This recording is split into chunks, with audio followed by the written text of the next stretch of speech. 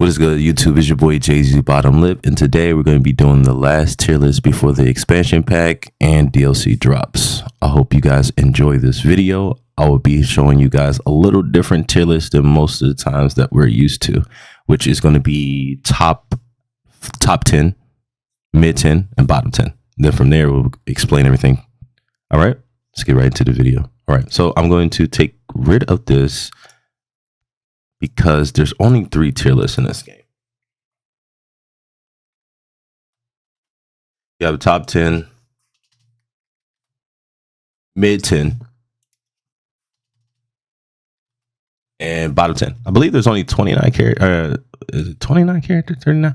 I'm not sure. Anyway, we're just going to do it this way, and I'm just going to start putting characters each way, and then I'll explain them why I put them there. All right, let's get into it. Katana is a great character. She has every tool in the game that really makes her really strong, and her damage output is insane. Next to Liu Kang, he does the exact same thing. Next to Natara, she does the exact same thing as well, and just being able to make herself safe after certain strings and continue her pressure, like the back 2. And I believe she has like 1, 2, 4, so she can fly and then fly away, come back, so on and so forth. It's just really strong. Kenshi, we all know about Kenshi, Sento, broken and shit. I'm gonna have to put Sindel up here as well. Great character, great spacing, everything you will want in a character.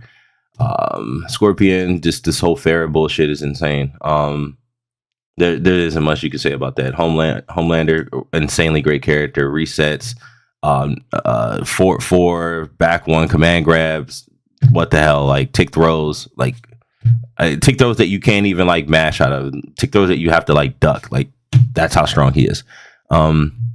Let's see, who else do we want to put? Ermac, he has proven himself that he is top tier. If you don't think so, I don't know what else to tell you. That is a great character for so many reasons. His mind games, that character is insane. Just expect him to be top 10 in the next, like when the patch drops and everything like that. If they don't nerf this character, if they don't nerf Ermac, he's going to be insane. Just want to let you go. Let's see, who else do I want to put up here? Baraka, his game plan is always strong. I don't know why this character. It doesn't matter how many times you nerf this character. His game plan is really strong. Raiko,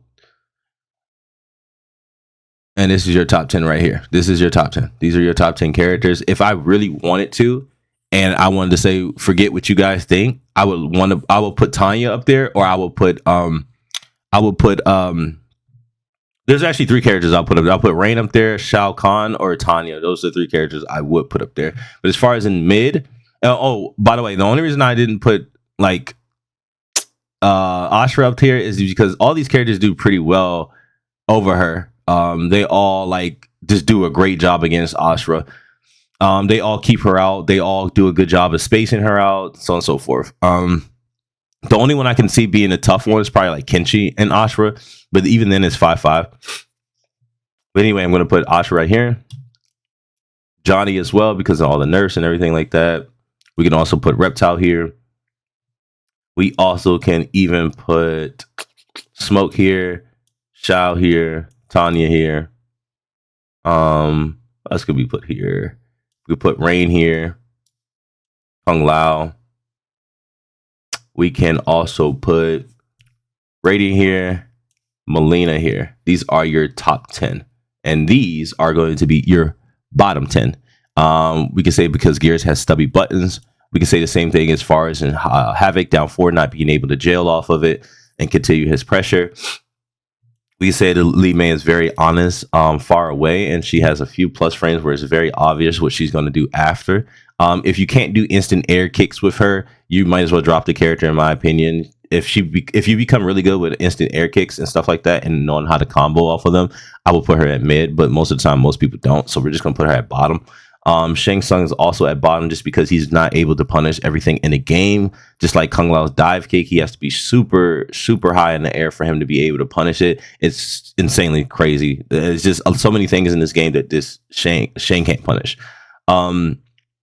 Sub-Zero is funny because it's like, damn, this character is insanely strong, and he actually can go 5-5 with the whole roster. And the only character that really can go 5-5 with there's a couple characters that can go 5-5 with the whole roster, but I feel like they have more winning matchups than anything. Is Scorpion, because Scorpion, it goes 5-5 with the whole roster, but he also has some winning matchups that put him at top 10. And the next character that goes 5-5 for everyone would have to be Tanya, just for the simple fact that she has everything to compete against every character. Now that they have taken away the Johnny matchup where she couldn't do forward two because he can parry that.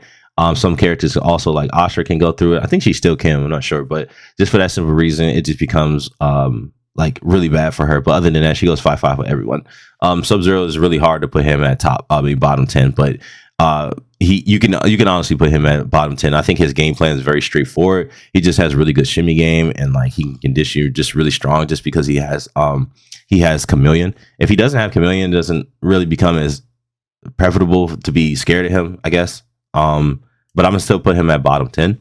Omni-Man as well, he's going in bottom 10. I think his game plan is very straightforward. The only thing that makes him really strong is just the simple fact that he has Jax and the setups are really strong, but there's ways to counter it. I'll make a video on it very soon on how to counter Omni-Man and Jax for all those who are interested.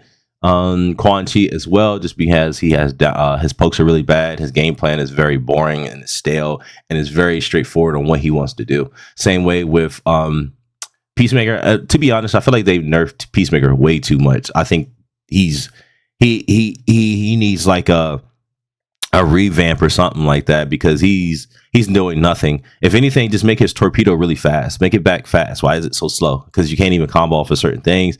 I think also Ego should be a little fast as well. Ego and Torpedo should be really fast. They could be negative, but or the recovery on it can be really bad. I don't know, but just something in particular about him just feels very slow. He feels like a tank for whatever reason.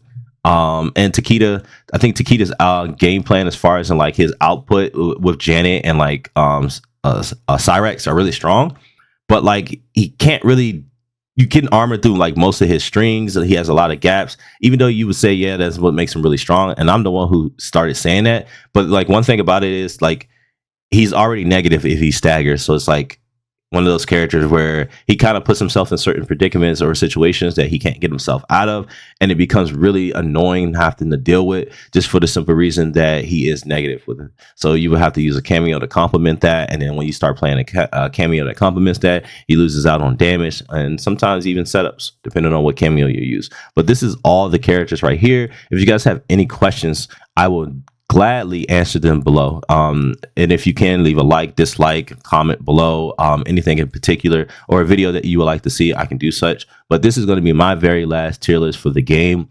I think this is perfect, honestly, as far as in tier list. Also remember, please remember that most of the time when you see high level players, these are players that have been playing these characters since day one and competing and doing great with these characters. Do not compare yourself to them. Please do not do that. You guys are not good enough to do such. Most of you guys aren't. I'm gonna just keep it straight honest with you guys. But as far as in like Tanya, you can even put her at top 10. You can put Johnny at top 10 still. Shao, you can put Astra. But as far as in like playing this game at the highest level, Astra is not really going to be a threat, and you will not see as many Astras in top 10 or just in grand finals or anything in that nature. If you have someone as far as in like Ermac and grand finals, you're not going to see an Astra. I promise you. You're going to find something, or someone's going to try to find something to counter that character. I'm just being straight honest with you guys. There isn't a lot of Astra players who are competing and doing really well, in my opinion. There's probably a handful, which would probably be about 3 or 2. So again, just keep that in mind. Same with Tanya as well. Same with Rain. These are great characters, but you're not seeing these characters. Anyways, I appreciate you guys as always. And again, if you can, leave a like and comment below. Dislike if you need to, and you don't have to agree with what I believe is top 10, mid 10, or bottom 10. But anyway, guys, appreciate you again. Have a good one.